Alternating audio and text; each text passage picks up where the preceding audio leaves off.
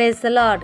మన ప్రభు అయిన యేసుక్రీస్తు పరిశుద్ధమైనటువంటి నామంలో ఈ ఉదయకాలపు కృపావార్తను వింటున్నటువంటి మీ అందరికీ దేవుని పేరట వందనాలు చెల్లిస్తూ ఉన్నాను. అందరు బాగున్నారా? మరి ఈ పూట ప్రభు మనకిచ్చినటువంటి వాక్యాన్ని మనము పరిశుద్ధ గ్రంథంలో చదువుకుందాం. ఇర్మియా గ్రంథము 31వ అధ్యాయము 13వ వాక్యాన్ని చదువుదాం. ఇర్మియా గ్రంథము 31వ అధ్యాయము 13వ వాక్యాన్ని చదువుకుందాం. విచారము కొట్టివేసి నేను వారికి ఆనందము కలుగచేతును. హల్లెలూయా.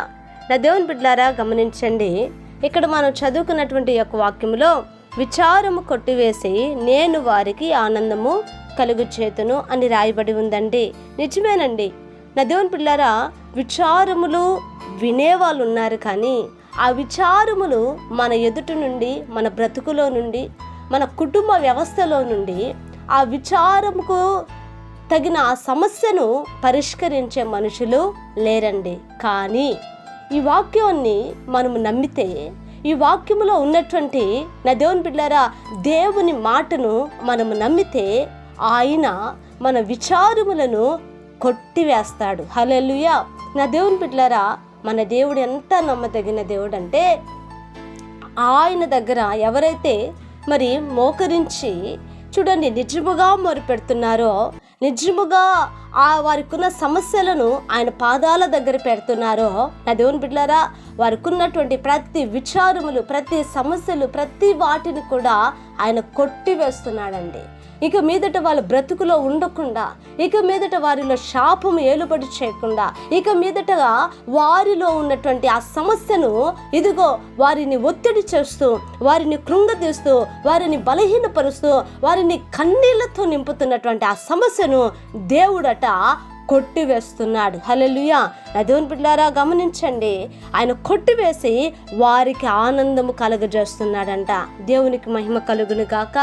వారికి ఆనందము కలుగజేస్తున్నాడు అని అంటే ఆలోచించండి.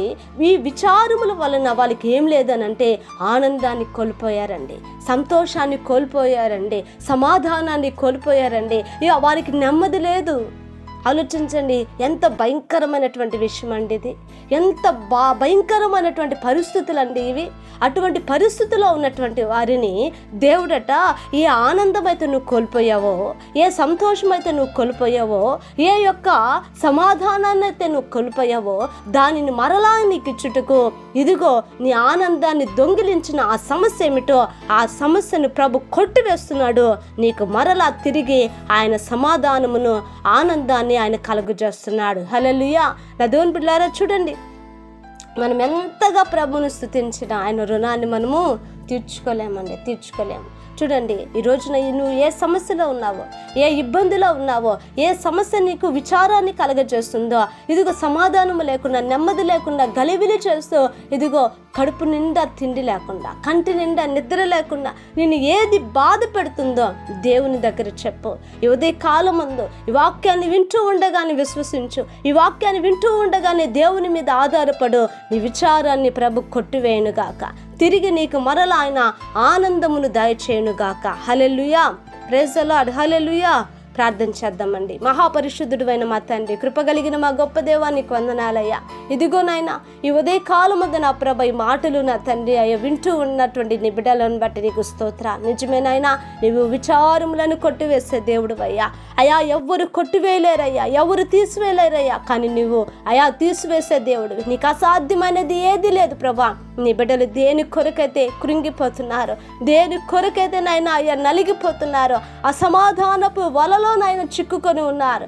అయా నా తండ్రి విడిపించాయా. ప్రతి ఒక్క విచారాలను మీరు కొట్టివేసి నీ బిడ్డలకు సమాధానం, ఆనందం, నెమ్మదిని నా ప్రభ మీరు దయచేయమని యేసు నామమున అడిగి వేడుకొంచున్నాము తండ్రి.